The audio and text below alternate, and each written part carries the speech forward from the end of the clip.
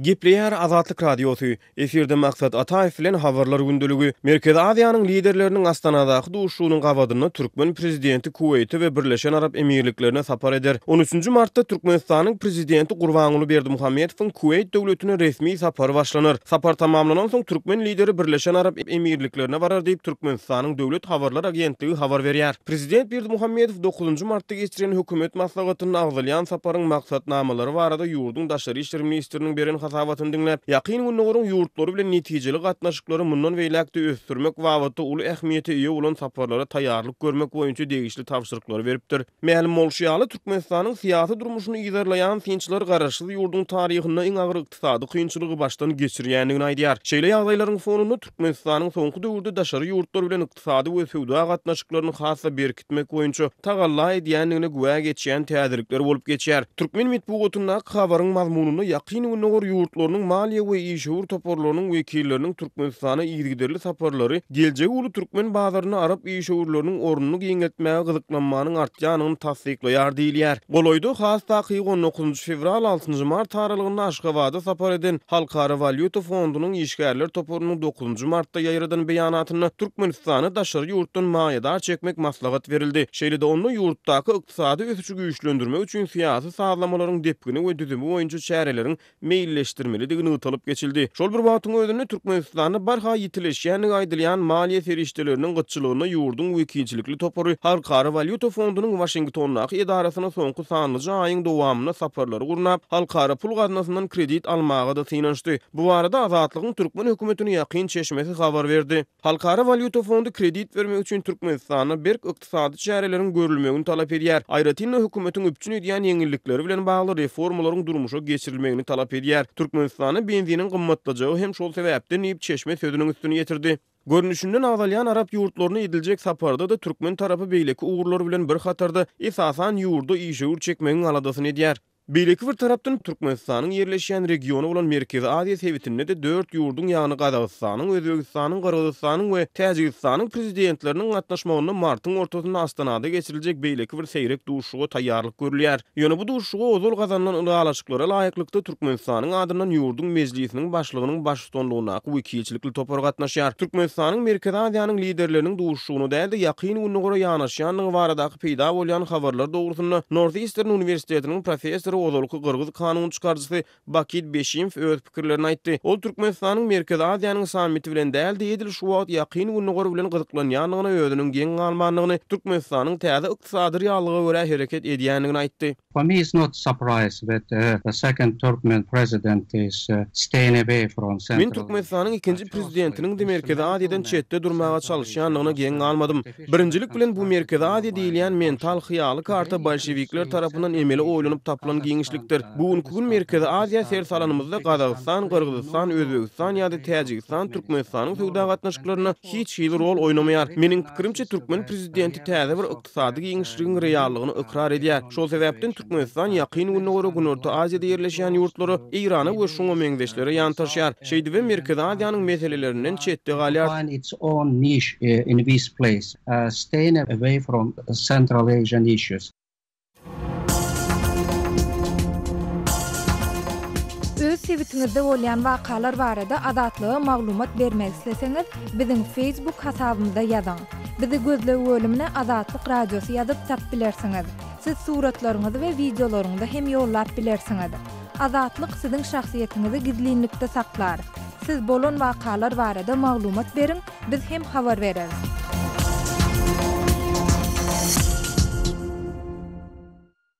Gepleýär Azatlyk Radiosu. Habarlar günnälik gepleşigimizde men Sahra dowam etdirýärin.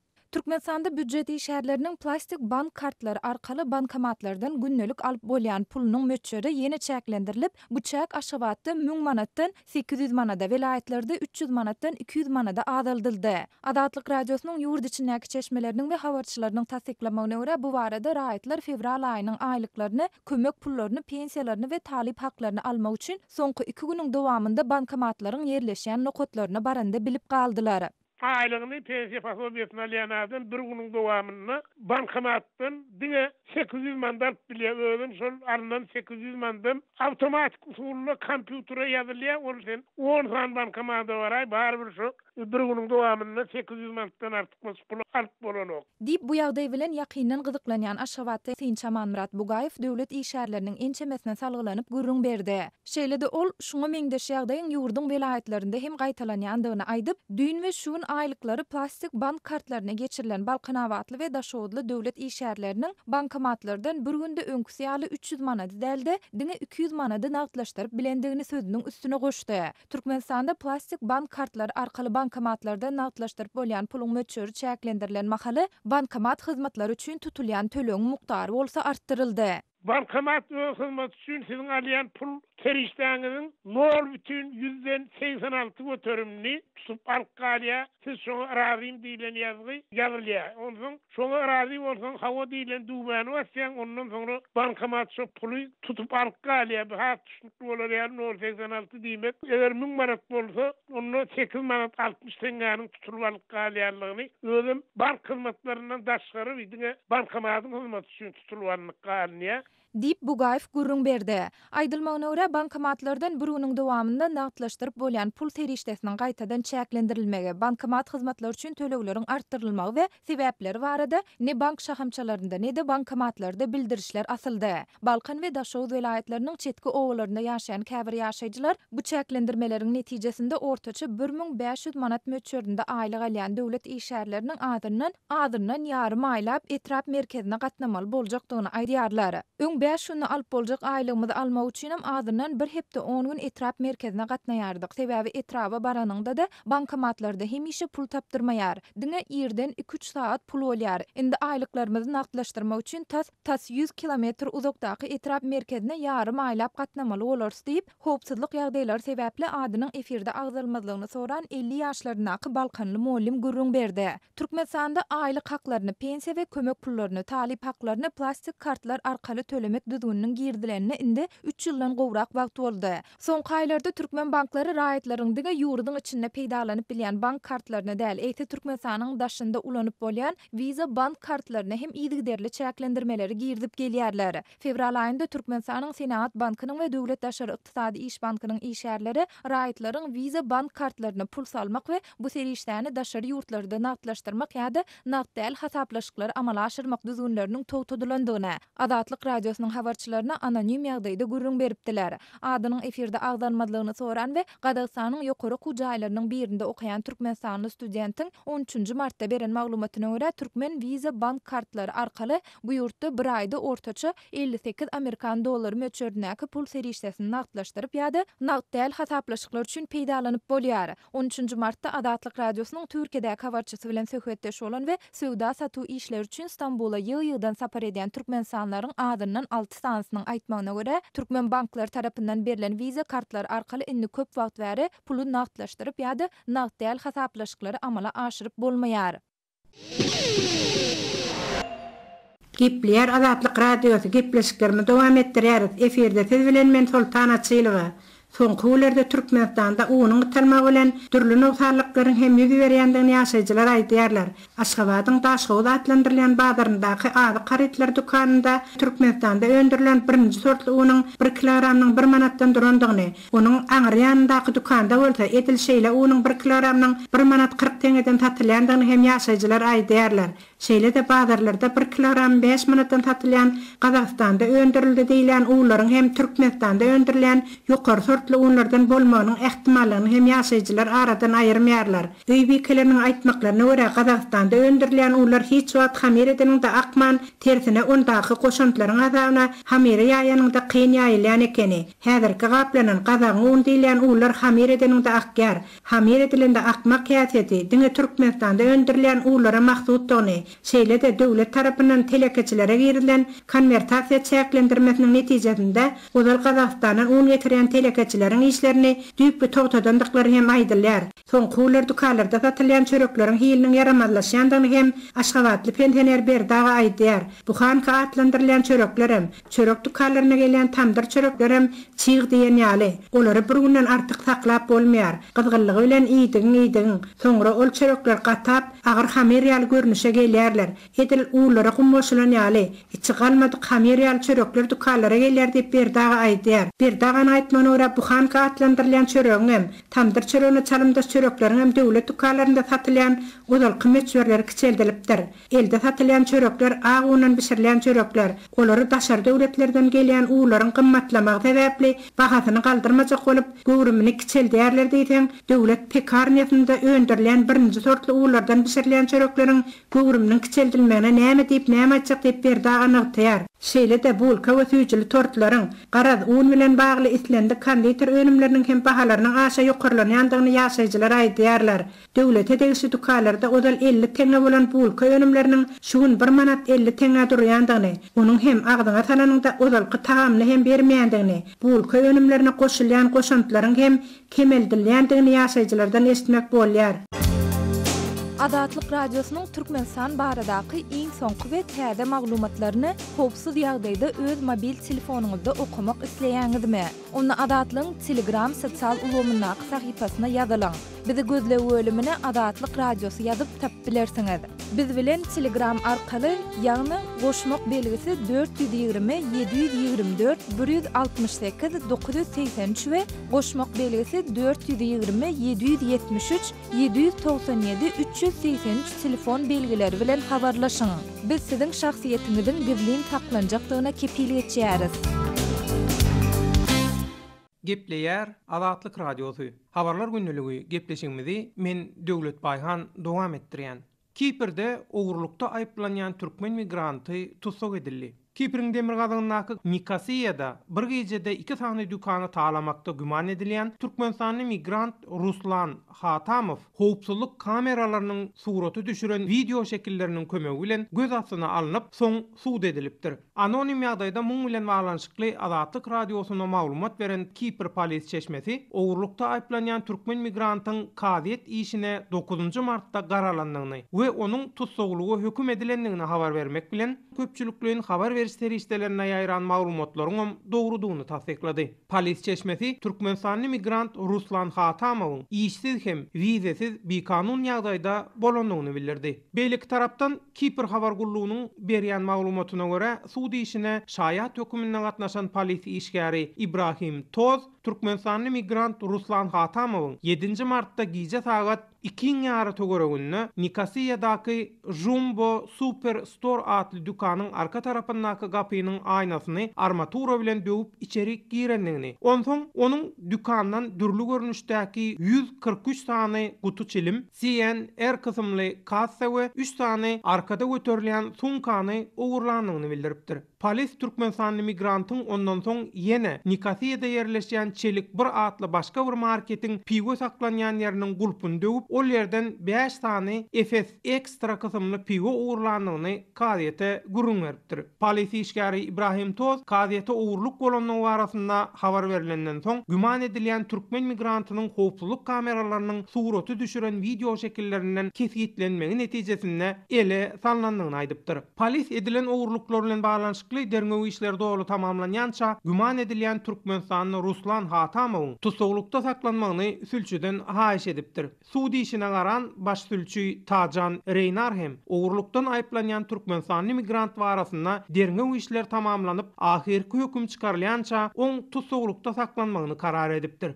Gepiň erdeşine görä aýatlasak bu Kipriň demirgazynyna Türkmenistanyň migrantlardan güman edilýän ilkinji owurluk wakasy däl. Hawadis Kıbrıs gazetiniň habar bermegine görä 17 ýaşyndaky Türkmenistanyň migrant Alisher Emirov diňe geçen ýylyň dowamynda ençemegedek owurluga gatnaşypdyr. Gazet Kipriň demirgazynyna Nikasiýadaky merkezi tutsakhanada saklanýan we 7 fevralda ýarany Süleyman Ýylkar bilen ol ýerden gaçan Alisher Emirowyň 12 fevralda adanyň gün ortasyndaky Larnakada polis tarapyndan göz astyna alınandygyny ýazýar. Bellap geçdik Demirgazy Kipr Türk Respublikasy Türkmenistan bilen diplomatika gatnaşygy bolman soň türkmen migrantlarynyň köne pasport bilen ýaşaýyş ýa-da zähmet ruhsatyny alyp ýurtda galmagyny kabul edýär. Türkiýede köne pasportly bikanun ýagdaýda galan türkmen migrantlaryň käbirem bu sebäpden Demirgazy Kipre ýykyn edýär. Gepleýär Adatlyk radiosu. Efirde Maksat Ataew bilen habarlar gündüligi. Türkmen türmelerine ýitenleriň kataryna agzalýanlardan ýene-de biri Vietnam owudan öpe türmesinde aradan çykdy. Bu barada Kronika Türkmenistan neşri öz çeşmelerine salgylanyp habar berýär. Neşrin maglumatlaryna görä Türkmenistanyň öňkü Milli Howpsuzlyk Komitetiniň derňew bölüminiň öňkü başlygy Beýmurat 30 fevralyň başynda aradan çykdy. Merhumyň jansyz bedeni onuň garyndaşlaryna berildi we Kronika Türkmenistanyň çeşmeleriniň maglumatyna görä onuň bedeni 45 kilogram gelipdir. Neşir 30-yň 2002-nji ýylda 25 ýyl türme tutulgyny hökm edilendigini ýatlaýar. Şeýle-de Kronika Türkmenistanyň habaryna olary diýeri görkezdiň atly adam hukuklary boýunça halkara kampaniýanyň maglumatlaryna salgylanyp 30 Beýmurat Saparbaýew üçin daşy vilayatyna dogulanyny aýdylýar. Ol 90-njy ýyllaryň ortalaryna Türkmenistanyň Milli Howpsuzlyk Komitetiniň derňew bölüminiň başlygynyň orunmasary takminan 1997-nji ýyldan başlap Milli Howpsuzlyk Komitetiniň derňew bölüminiň başlygy bolup işleýär. 30 harby çini polkownik bolup ol 2001-nji ýylyň 16-njy ýanwaryna Türkmenistanyň baş prokurorunyň birinji orunmasary wezipetine bellenýär. 2001-nji ýylyň 9-njy iýulyna Lewap welaýatynyň häkiminiň birinji orunmasary Lewap welaýatynyň harby we kanun goraýjy edaralarynyň koordinasiýa geňeşiniň başlygy wezipelerine işleýär. 2002-nji ýylyň 2 aprelinde 30 Türkmenistanyň Milli Howpsuzlyk Komitetine işleýän döwründe işde goýberen düýplük kemçilikler üçin işden boşadylýar. Harby çini we döwlet tylaglary ýygyna alynýar.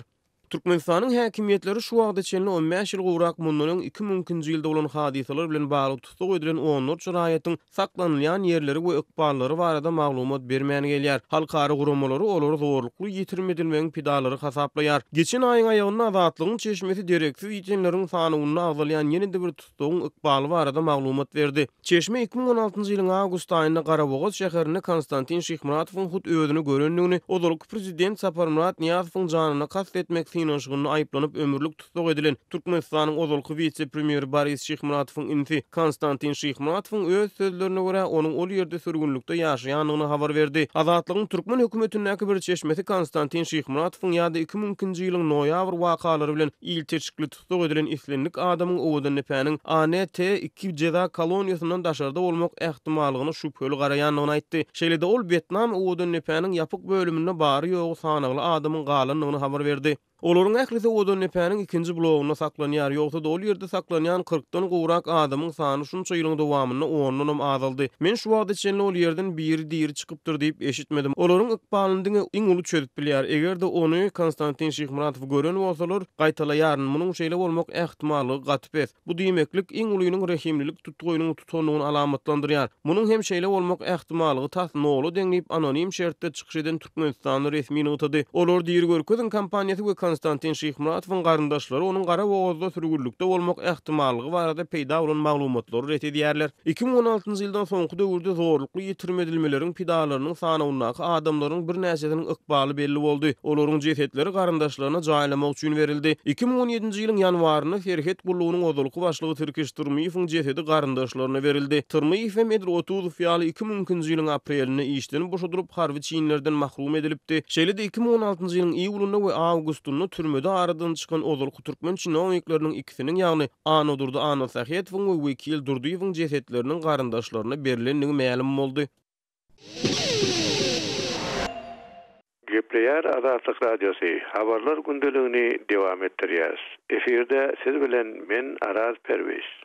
Amerikanyň döwlet sekretary Rex Tillerson Orsiýetyň öňkü içali Sergey Skripali Britaniýada zäherlen bolmagynyň ähtimaldygy barada Birleşen Ştatlar gaty gaharda. Moskwa elbetde bu barada bileşikli jogap bilen ýüzbeýiz bolar diýip duýduruş berdi.